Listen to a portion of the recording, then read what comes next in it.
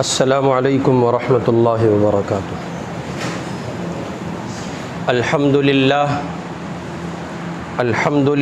نحمده ونستعینه ونستغفره ونؤمن به ونتوکل علیہ ونعوذ باللہ من شرور انفسنا ومن سیئات اعمالنا من يهده الله فلا مضل له ومن يضلل فلا هادی له ونشهد أن لا إله إلا الله وحده لا شريك له ونشهد أن سيدنا محمدا عبده ورسوله صلى الله عليه وعلى آله وأصحابه وبارك وسلم تسليما كثيرا كثيرا، أما بعد فأعوذ بالله من الشيطان الرجيم، بسم الله الرحمن الرحيم۔ یا بنی آدم قد انزلنا علیکم لباسا یواری سوآتکم وریشا ولباس التقوی ذلک خیر۔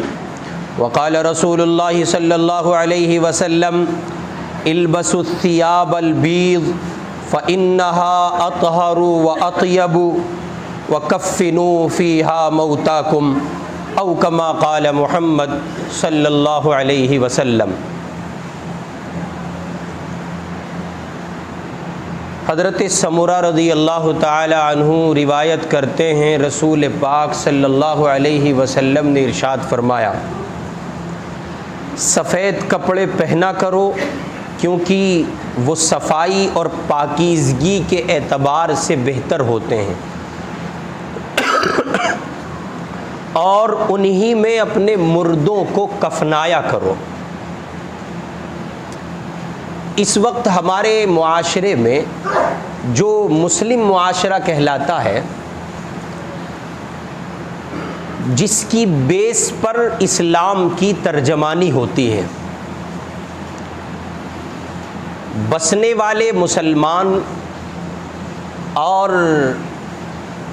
اپنی ذات کو پیش کرنے والے مسلمان، علمی لحاظ سے مختلف صلاحیت کے حامل،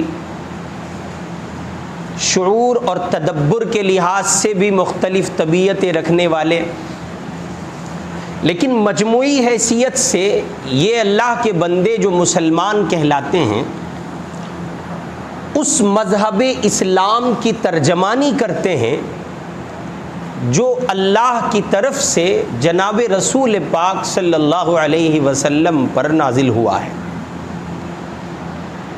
چنانچہ جب ایک مسلمان کو ایک غیر مسلم دیکھتا ہے تو وہ اس کی ذات پر جو اسلام نافذ ہوتا ہے، جو اسلام اس کے ظاہر پر دکھائی پڑ رہا ہوتا ہے، وہ اس ظاہر کو اسلام سمجھتا ہے۔ اس کے تصورات، تخیلات، اس کی اپنی سوچ، اس کی اپنی فکر، اس کی اپنی عقل، اور یہ ڈیسیزن لیتی ہے کہ اسلام بھی یہی ہوگا جو اس مسلمان کے ظاہر میں دکھائی پڑ رہا ہے۔ چنانچہ ایک بڑی تعداد ہے جس نے اسلام اور مسلمانوں کے درمیان بڑا فرق ہونے کی وجہ سے اسلام کو قبول نہیں کیا، اسلام کو ایکسپٹ نہیں کیا۔ وہ اللہ کے بندے جب اسلام اور مسلمان میں ایک بڑا فرق دیکھتے ہیں تو ان کی مجبوری بن جاتی ہے، وہ اپنے قدموں کو پیچھے ہٹاتے ہیں۔ مسلمانوں کے بہت سے معاملات جو بحیثیت قوم مسلم کا فرد ہونے کے اسلام کی ترجمانی کرتے ہیں، ان میں سے ایک بنیادی مسئلہ لباس کا ہے۔ مسلم کمیونٹی کہیں اپنے لباس کو لے کر متشدد سمجھی جاتی ہے، اور یہ تصور کیا جاتا ہے کہ صاحب ان کے یہاں پہننے اوڑھنے کا شوق اور ذوق ان کو نہیں ہے، اس کا سلیقہ ان کو نہیں ہے، یہ اس سے عاری لوگ ہیں۔ کہیں ایسا ہوتا ہے کہ مسلم سماج کے لوگ اتنے اوور کانفیڈنس کے شکار ہوتے ہیں ان میں اتنا زیادہ ایٹیٹیوڈ آتا ہے، وہ اتنے زیادہ ایڈوانس ہو جاتے ہیں، برتری حاصل کرتے ہیں، آگے بڑھتے ہیں کہ وہ ایک مثال بہت پہلے بڑے بزرگ کہہ گئے، کوا چلے ہنس کی چال اور اپنی بھول بیٹھے۔ تو کہیں ایسا کہ وہ اپنے لباس کے آئینے میں متشدد سمجھے گئے، کہیں ایسا کہ ان کو یہ کہہ دیا گیا ان کو پہننے کی تمیز نہیں ہے۔ بہرکیف یہ کہ کہنے والا کس نظریے اور کس بنیاد پر کہہ رہا ہے ہمیں اس سے کوئی بحث نہیں ہے۔ بنیادی مسئلہ یہ ہے کہ لباس کے سلسلے میں شرعی ہدایات جو تھیں اور لباس کیسا ہونا چاہیے، لباس کی حقیقت، اس کی اہمیت، اس کی حیثیت اور شرعی ہدایات اس سلسلے میں کیا ہیں، یہ مجھے اور آپ کو اس طور پر اس کی معلومات نہیں ہے جس طور پر ایک مومن کو، مسلم کو اس سلسلے میں معلومات ہونی چاہیے۔ چنانچہ آپ اس پر غور کریں کہ اللہ رب العزت کی ہر نعمت سے مخلوق کی کوئی نہ کوئی ضرورت پوری ہوتی ہے، لہذا جتنی نعمتیں خداوند قدوس کی ہیں وہ سب ہماری ضرورتیں ہیں۔ انہی ضرورتوں میں سے اور انہی نعمتوں میں سے ایک نعمت جو بنیادی طور پر ہماری ضرورت بھی ہے، لباس ہے، جس سے ہمارے جسم کی حفاظت بھی ہوتی ہے اور ستر عورت بھی ہوتا ہے۔ ہمارے جو پرائیویٹ پارٹس ہیں وہ چھپ جاتے ہیں، ہمارے جسم کا جو پرائیویٹ حصہ ہے وہ چھپتا ہے، اور ہم انسانی دنیا میں ایک امتیاز حیثیت حاصل کر پاتے ہیں لباس کی بنیاد پر۔ چنانچہ اگر آپ غور کریں گے اور اللہ کی کسی مخلوق کو آپ دیکھیں گے تو کوئی مخلوق آپ کو بے لباس نہیں ملے گی۔ آپ غور کریں، ڈیپلی جائیں تو اندازہ ہوگا، ہر ایک مخلوق کو اللہ تعالیٰ نے کسی نہ کسی لباس میں رکھا ہے۔ فرق یہ ہے کہ انسان کے علاوہ دیگر جتنی مخلوقات ہیں وہ پیدائشی طور پر ملبوس ہوتی ہیں، انسان پیدائشی طور پر ملبوس نہیں ہوتا۔ اس کی ایک بنیادی حکمت یہ ہے جو اللہ تعالیٰ نے اس کو بے لباس پیدا فرمایا، خارجی اور خصوصی لباس کا محتاج بنایا۔ اس کی اللہ کی جانب سے من جانب اللہ دو قسمیں ہو سکتی ہے، ایک خارجی لباس ہے، مصنوعی لباس ہے جو انسان کے دنیا میں آ جانے کے بعد ہے، اور ایک قدرتی لباس ہے۔ جہاں تک قدرتی لباس کا تعلق ہے تو یہ سب کو حاصل ہے۔ نباتات کے لیے ان کی چھال ہی قدرتی لباس ہے، حیوانات کے لیے ان کی کھال قدرتی لباس ہے، اور چونکہ لباس کا بنیادی مقصد ستر عورت اور جسم کی حفاظت ہے تو جو جانور سرد علاقوں میں ہوتے ہیں ان کی کھال اسی قدر موٹی اور بالوں والی ہوتی ہے، اس کے ذریعے ان کی سردی سے اور دیگر چیزوں سے حفاظت ہوتی ہے۔ جو جانور گرم علاقوں میں پائے جاتے ہیں تو ان کی کھالوں پر اسی اعتبار سے بال کم ہوتے ہیں۔ پھر قدرتی طور پر اللہ تعالیٰ ان کے اندر ایسی صلاحیت رکھتے ہیں، ایسی دفاعی قوت انہیں حاصل ہوتی ہے کہ وہ گرمی کو برداشت کرنے اور اس زمین کے تمام تر اثرات کو قبول کرنے کی اپنے اندر صلاحیت رکھتے ہیں۔ موسم گرم ہے تو گرمی برداشت کرنے کی صلاحیت ان کے اندر ودیعیت کی گئی ہوتی ہے، اور اگر زمین اس خطے کی جہاں وہ پائے جاتے ہیں سرد ہے تو اللہ پاک ان کو اس سردی کے برداشت کرنے کی قوت عطا کرتے ہیں۔ غرض یہ کہ جتنی مخلوقات دنیا میں پائی جاتی ہیں تمام مخلوقات کے لیے اللہ رب العزت والجلال نے لباس کا انتظام فرمایا۔ معلوم یہ ہوتا ہے کہ یہ لباس جو ہے اپنے آپ میں ایک بڑی حیثیت اور اہمیت کی حامل شے ہے۔ پھر انسانوں کی دنیا میں، بالخصوص مؤمنین کی دنیا میں، اہل ایمان کی دنیا میں لباس کی کیا حیثیت ہے؟ ہمارا آئین، ہمارا دستور، ہمارا نظام زندگی وہ قرآن ہے۔ وہ کیا ہے؟ قرآن ہے۔ ہمیں سب سے پہلے جس چیپٹر کو کھولنا ہے، جس باب کو پڑھنا ہے، وہ قرآن ہے۔ قرآن پاک کے بعد رسول پاک علیہ الصلاۃ والسلام کا فرامین اور آپ کی سنت ہے۔ تو قرآن پاک میں واضح ہدایات موجود ہیں۔ قرآن کہتا ہے یا بنی آدم، اے آدم کی اولاد، قد انزلنا علیکم لباسا یواری سوآتکم وریشا، ہم نے تمہارے لیے لباس کو نازل کیا ہے، نعمت لباس کو نازل کیا ہے تاکہ تمہارے جسم کے ان حصوں کو چھپا سکے جن کا کھولنا برا ہے۔ آگے قرآن کہہ رہا ہے وَلِبَاسُ التَّقْوَى ذَلِكَ خَيْرٌ، یعنی یہ نعمت لباس سے تمہاری بنیادی ضرورت ستر عورت بھی پورا ہوتا ہے، اور جو تمہاری خوشنمائی کا ذریعہ ہے وہ بھی اس سے تکمیل کو پہنچتا ہے۔ لیکن یاد رکھو لباس تقوی جو ہے وہ سب سے بہتر لباس ہے۔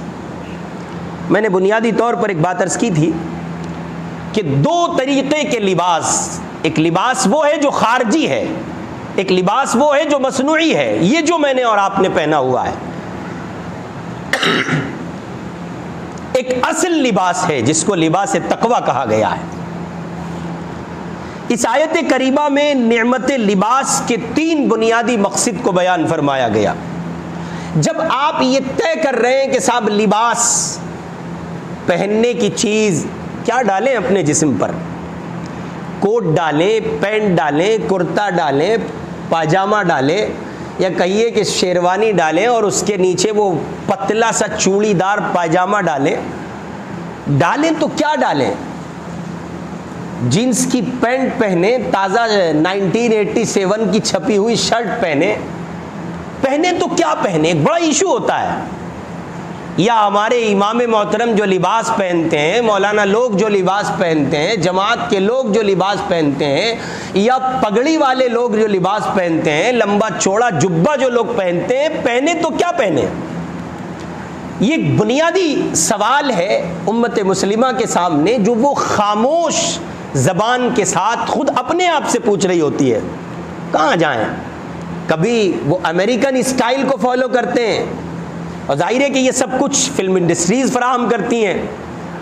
کبھی وہ کسی کنجر نے کسی اسٹیج پر ڈانس کیا، ٹھیک ٹھاک شرٹ پہن لی، ٹھیک ٹھاک پینٹ پہن لی، اس نے گھٹنے پھاڑ لیے، تو ہمارا سماج اس کے پیچھے ہو جاتا ہے۔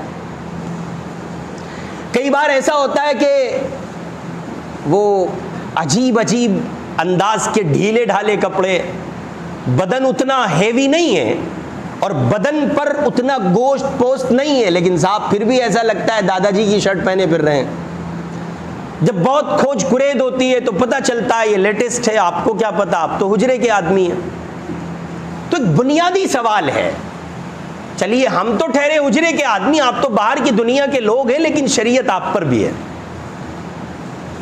صرف ہم پر شریعت نہیں ہے۔ پھر ایک بنیادی مسئلہ اور پھیلا، اور وہ یہ ہے کہ جو لوگ داڑھی ٹوپی والے ہیں، پگڑی والے ہیں، کرتے والے ہیں، پجامے والے ہیں، ان کی نگاہ میں پینٹ شرٹ والے مجرم ہو گئے۔ ایک بنیادی ایشو یہ بنا کہ جو لوگ پینٹ والے ہیں، سوٹ والے ہیں، بوٹ والے ہیں اور شرٹن بابو ہیں، انہوں نے اس طبقے کو جس کا لباس سنت و شریعت سے بہت قریب تھا، انہوں نے کہا یہ پرانے لوگ ہیں بھائی، کرتا پجامے میں چلے آتے ہو، کم از کم جگہ کا تو خیال کرنا چاہیے۔ اب یہ بڑا مسئلہ ہوتا ہے۔ ابھی اتفاق سے دو چار پانچ دن پہلی بات ہے، میں نینی تال کی حسین وادیوں میں تھا، تو ہم سارے کے سارے ایسے ہی تھے۔ ایک صاحب مفتی صاحب تھے ہمارے ساتھ، انہوں نے پگڑی باندھ رکھی تھی، تو ایک بے وقوف کہہ رہا تھا دیکھو یہ طالبانی جا رہے ہیں۔ یہ ایک بڑا مسئلہ ہے۔ تو میں کہنے لگا اپنے ایک رفیق سے جو سفر میں ساتھ تھے، میں نے کہا یار اچھا ہوتا ہے ایک شرٹ ہم بھی لے آتے، ایک پینٹ شرٹ ہمارے ساتھ بھی ہوتی، ہم بھی ذرا کچھ نئے دکھتے۔ صاحب نئے مولوی ہیں، لیٹسٹ میں کچھ نیا لائے ہیں، مولوی صاحب بھی تو دکھنے چاہیے نا الگ الگ۔ باہر کیف یہ کہ ایک طبقہ وہ ہے جو لباس ویسا پہنتا ہے، تو اس کے لیے بڑا مسئلہ ہے۔ اس کا لباس قرآن و سنت کے تو بہت قریب ہے، لیکن جو پینٹ بابو ہے، شریعت جس کی زندگی میں عملاً نہیں ہے، احترام بھی ہے، اکرام بھی ہے، سب کچھ ہے، اور سمجھتا ہے یہ پرانے لوگ ہیں. اور یہ جن کو پرانا کہا جا رہا ہے ان کے یہاں شدت اس مسئلے میں اتنی پائی گئی کہ پرانے حاجی صاحب، پرانے نمازی صاحب، پرانے علماء کے قریب بیٹھے ہوئے، انہوں نے کسی کو دیکھا کسی کی شرٹ یہاں تھی، یہاں تک تھی، اور وہ نماز میں آ گیا، اسے پکڑا، یہ کپڑے پہننے حرام ہے، کیوں تیرے باپ کا راج چل رہا ہے، تو جس کو چاہے گا حرام کرے گا، جس کو چاہے گا حلال کرے گا. بھائی ٹھیک ہے آپ پرانے حاجی صاحب ہیں، لیکن علت اور حرمت آپ کا کام نہیں ہے. چنانچہ بڑا بنیادی مسئلہ یہ کھڑا ہوا کہ وہ بچے جو اس ہاف آستین کی بازو میں نماز کو آنے لگے تھے، انہوں نے کہا یار یہاں تو فتویٰ دیے جانے لگا، ہمیں تو کفر میں دھکیل دیا، یہ نماز سے چلے گئے. اب ان تمام غلط فہمیوں کی وجہ سے ہم پر یہ لازم ہو جاتا ہے کہ ہم یہ سمجھیں کہ لباس کے لیے شریعت کیا کہتی ہے. ہم نہیں کہہ رہے ہیں آپ سے یہ پہنیے گا جو ہم نے پہنا ہے، ہم نہیں کہہ رہے، اور ہم یہ بھی نہیں کہہ رہے جو آپ نے پہنا ہے وہ ہم پہنیں گے، نہیں. ایسا کرتے ہیں کہ ہم اور آپ سب کے سب شریعت کے سامنے آتے ہیں، قرآن کھولتے ہیں، قرآن پڑھتے ہیں، شریعت پڑھتے ہیں، شریعت کیا کہتی ہے لباس کے سلسلے میں، پھر ہم اس کو فالو کریں گے. سوال یہ کہ ہمارے لیے شریعت بنیاد ہے. کیا بنیاد ہے؟ شریعت بنیاد. میں بہت فرینک مزاج رکھتا ہوں اس حوالے سے. جو چاہو کھاؤ، جملوں پر غور کرنا، جو چاہو کھاؤ، جو چاہو پہنو، جو چاہو پیو، جون سی گاڑی رکھنا چاہتے ہو رکھو، جیسا مکان بنانا چاہتے ہو بناؤ، جس موبائل کا جی چاہتا ہے یوز کرو، بس یاد رکھو شریعت کی سیمائیں کراس نہیں کرنی ہے. اب جو چاہے کرو. اور شریعت اتنی، اللہ معاف فرما دے، بہت معاف فرما دے، بہت معاف فرما دے، شریعت اتنی تنگ نہیں ہے کہ وہ آپ کے میرے کھانوں پر بندشیں لگا ڈالے، پہننے پر بندشیں لگا ڈالے، مجھے اور آپ کو اتنا عاری بنا دے کہ ہم کھل کر جی نہ سکیں. ہرگز نہیں. میرے محبوب کا دین آسان ہے، اتنا آسان ہے، اتنا آسان ہے. دنیا میں انسانوں کی جو فطرت ہو سکتی ہے اس پر اگر کوئی دین کھرا اترتا ہے تو وہ محمد الرسول اللہ کا دین ہے. ایکوریٹ، بالکل ایسے جیسے انسان کی فطرت ایک طرف رکھی جائے اور محمد کا دین ایک طرف رکھا جائے، یوں فطرت کے تقاضے ساتھ چلتے ہیں، یوں شریعت کے احکام ساتھ چلتے ہیں. ایک پل کے لیے آپ ڈیفرنٹ نہیں کر سکتے، علیحدہ نہیں ہو سکتے ہیں، حبہ بھر آپ امتیاز نہیں کر سکتے ہیں. اور اگر کوئی کر رہا ہے تو اس کی عقل اور فہم کی خرابی ہے، اس نے شریعت کو سمجھا نہیں ہے. قرآن دیکھیں، یا بنی آدم قد انزلنا علیکم لباسا یواری سوآتکم وریشا، ہم نے تمہارے لیے نعمت لباس کو نازل کیا تاکہ تمہارے جسم کے ان حصوں کو چھپایا جا سکے جن کو کھولنا برا ہے. اب اس قرآن پاک کی آیت کی روشنی میں 3 بنیادی مقاصد مفسرین بیان کرتے ہیں کہ لباس کے 3 بنیادی مقصد ہیں. کتنے مقصد ہیں؟ آپ کی پینٹ میرے سامنے نہیں، آپ کے سامنے بھی نہیں ہونی چاہیے. آپ کی شرٹ میرے سامنے نہیں، آپ کے سامنے بھی نہیں ہونی چاہیے. کسی شرٹ اور پینٹ پہننے والے کی مخالفت نہیں، نہ آپ کریں نہ میں کروں. اس لباس کے تھوپنے کی بات آپ پر نہیں ہے کہ آپ یہی پہنے، نہیں. فی الحال شریعت سامنے رکھے، خود طے کیجئے. یاد رکھیں شریعت اسلامی جو نظام نافذ کرتی ہے وہ ہماری فطرت سے باہر نہیں ہو سکتا، اس لیے کہ شریعت عین مطابق فطرت ہے. اور جب شریعت مطابق فطرت ہے تو اس کے جو اصول ہیں، اس کے جو رولز ہیں، اس کے جو ضابطے ہیں، وہ قسم کھا کر یہ کہا جا سکتا ہے کہ وہ سب کے سب ہماری فطرت کے مطابق ہیں. آپ کا میرا اس پر یقین ہے؟ ایمان رکھتے ہیں اس پر؟ آواز نہیں آ رہی ہے. سب کا ایمان ہے نا اس پر کہ صاحب شریعت جو کہتی ہے وہ فطرت کے مطابق ہے. اب اگر ہم یہ مان گئے، ہم نے یہ تسلیم کر لیا کہ جو شریعت کہہ رہی ہے وہ مطابق فطرت ہے، تو غور کریں قرآن کیا کہتا ہے. نعمت لباس کا پہلا مقصد ستر عورت ہے. وہ پرائیویٹ حصہ جسے کھولا نہیں جا سکتا، اس کا چھپانا، یہ شریعت کا لباس کی نعمت کے حوالے سے بنیادی مقصد ہے. چنانچہ آپ غور کریں، ستر عورت کو اس لیے پہلے بیان کیا گیا کہ وہ انسان کی پہلی اور بنیادی ضرورت ہے. یہی وجہ ہے کہ بچہ ابھی تو پیدا بھی نہیں ہوتا مگر اس کے لباس کا انتظام اس سے بھی پہلے کیا جاتا ہے. بچے سے پیدا ہونے سے پہلے ادھر گھر والی درد ذیل لے رہی ہے جی, ادھر بیوی تڑپ رہی ہے, پریشان ہے, تو یا تو دادا وہاں ہیں یا دادی وہاں ہیں, نانا وہاں ہیں, نانی وہاں ہیں, اور شوہر میاں. اور اب تو بہت ایڈوانس ہو چکی ہے دنیا, 7واں مہینہ چل رہا ہے, پتہ نہیں محمد آئیں گے یا عائشہ, اور مارکیٹ میں ایک جوڑا گھومتا ہوا دکھائی دیا, کیا کر رہے ہو؟ ہمارے یہاں ایک نئے مہمان کی آمد کا انتظار ہے, اس کی آمد ہے, ہم سوچ رہے ہیں کہ بچے کے کچھ کپڑے لے لیے جائیں. یہ وہ طے نہیں کر سکتے آنے والا آئے گا کیا, اس لیے دونوں لے رہے ہیں, لڑکا آئے گا تو یہ اور لڑکی آئے گی تو یہ. ستر عورت انسان کی پہلی بنیادی ضرورت ہے, اس لیے شرفاء سب سے پہلا انتظام یہ کرتے ہیں بچہ آئے گا آنے سے پہلے اس کے لیے انتظام کر دیا جائے.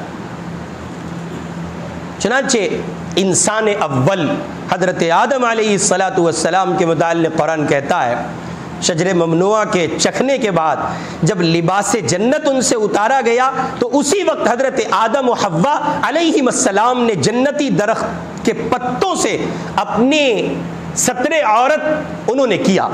قرآن کہہ رہا ہے فَلَمَّا ذَاقَ الشَّجَرَةَ بَدَتْ لَهُمَا سَوْآتُهُمَا وَطَفِقَا يَخْصِفَانِ عَلَيْهِمَا مِنْ وَرَقِ الْجَنَّةِ. جب دونوں نے وہ درخت چکھا تو ان دونوں کی شرم کی جگہیں ایک دوسرے پر کھل گئیں, لباس جنت اتر گیا, ستر عورت واضح ہو گیا, تو فوراً ہی وہ جنت کے کچھ پتے جوڑ کر اپنے بدن پر چپکانے لگے. معلوم یہ ہوا کہ ستر عورت, یہ ڈھکنا, اس کا چھپانا, ستر عورت کرنا, اپنے پرائیویٹ پارٹس کو چھپانا اور اس پر لباس کا انتظام کرنا, یہ انسانی فطرت میں داخل اس کی بنیادی حفاظت اور لباس کے لیے بنیادی مقصد ہے. اسی لیے اللہ تعالیٰ نے قرآن مجید میں اس کو کہا یا بنی آدم قد انزلنا علیکم لباسا یواری سوآتکم ورشا, اے اولاد آدم ہم نے تمہارے لیے نعمت لباس کو اس لیے نازل کیا تاکہ تم اس کے ذریعے قابل ستر اعضاء کو چھپا سکو. تو سب سے بنیادی پہلو یہ ہے کہ ہم یہ دیکھیں کہ جو لباس ہم پہن رہے ہیں, جو شرٹ ہم نے پہنی ہے, جو پینٹ ہم نے پہنی ہے, جو پجامہ ہم نے پہنا ہے, جو لنگی ہم نے باندھی ہے, جو تہمد ہم باندھے گھوم رہے ہیں, دیکھنا یہ ہے کہ وہ ستر عورت کر رہا ہے کہ نہیں کر رہا ہے. کہیں ایسا تو نہیں مسجد میں آئے بہت ٹائٹ پینٹ پہنی ہوئی تھی اور امام محترم نے قرات کی تکمیل کے بعد رکوع میں جانے کے لیے کہا اللہ اکبر, ساری دنیا جھکی اور یہ بھی جھکے اور پیچھے جو کھڑے تھے ان کی نماز خطرے میں پڑ گئی. اب اگر یہ ہو رہا ہے تو لباس کا جو بنیادی مقصد ہے وہ فوت ہو گیا.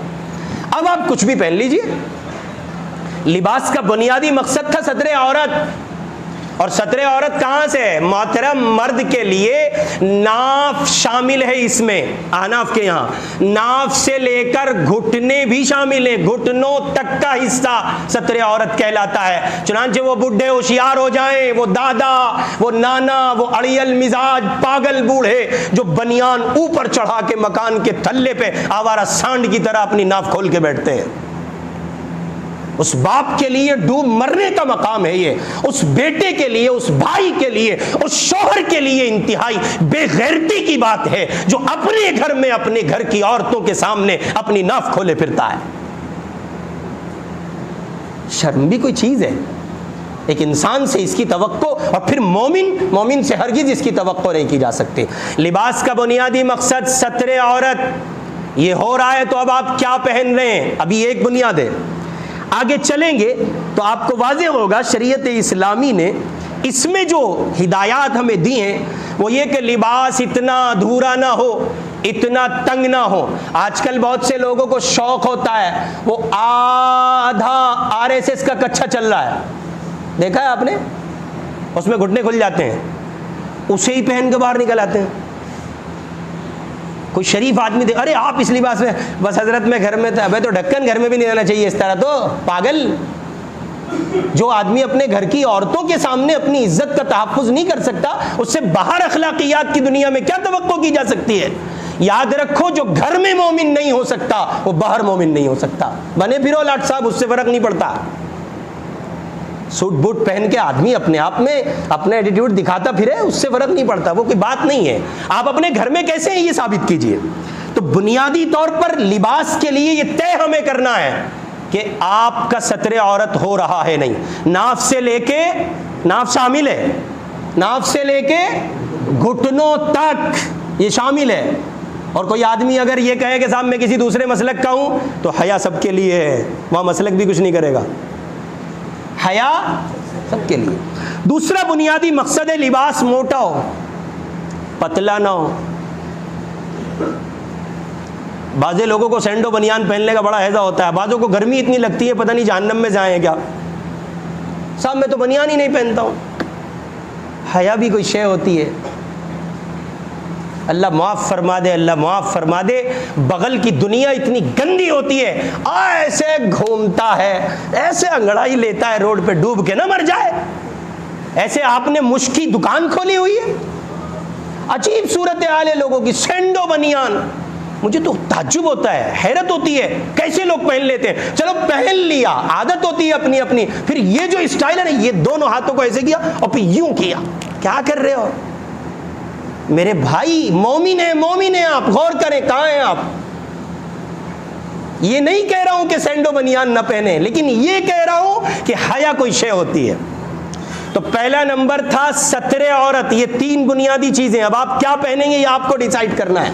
سارے کام مولوی نہیں کرے گا, بہت ہو گیا, لاگ لپیٹ کی گفتگو بہت ہو گئی. ہم تمہیں میٹھی میٹھی بتاویں یہ وظیفہ پڑھ لو جنت ملے گی, یہ پڑھ لو یہ پڑھ لو, اب کچھ نہیں. محمد کی شریعت پر چلو گے تو نجات ملے گی, میرے محبوب کا دین نہیں تو سکون نہیں.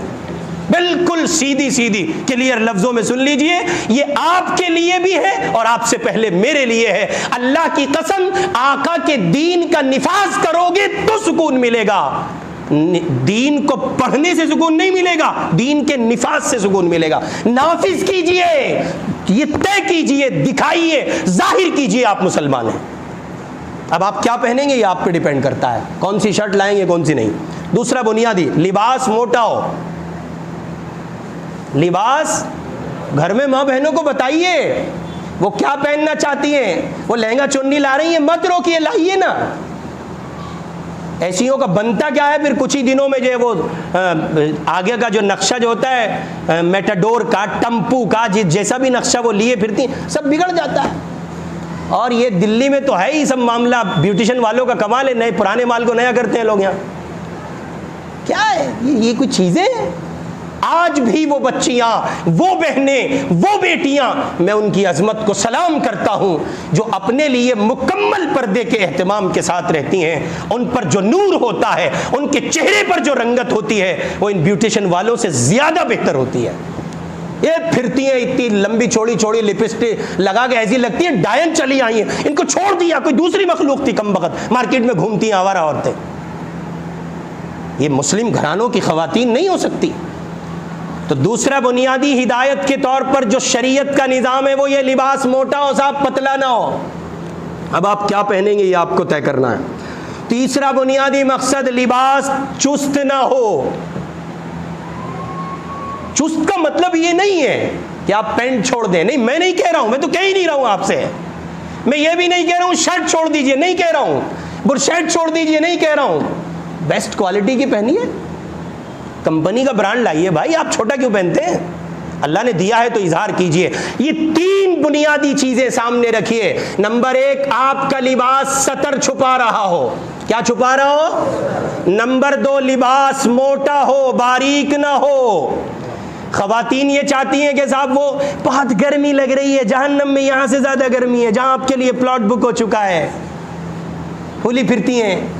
اور مجھے تو کئی بار تو بڑی حیرت ہوتی ہے, جو بیچاری ٹھیک ٹھاک گھرانوں کی بچیاں ہوتی ہیں وہ سنگار کر رہی ہیں, وہ بڑھیا بڑھیا جوڑے پہن کے نکل رہی ہیں, سمجھ میں آتی ہے. یہ غریب ہے نا, غریب. اب تو اس غریب لفظ کو جی چاہتا ہے, یہ غریب جو نا انہیں اکٹھا کیا جائے کہیں. اور انہیں بند کر کے کسی کمرے میں طبیعت سے کوٹا جائے. اللہ کی قسم کھا کر یہ جملہ عرض کر رہا ہوں, آج کی تاریخ میں امیر سے زیادہ فساد غریب پھیلا رہا ہے. ان پہ کم وقتوں پہ کھانے کو نہیں ہوتا, اور جب ان کی شادیاں کریں گے چندوں پر.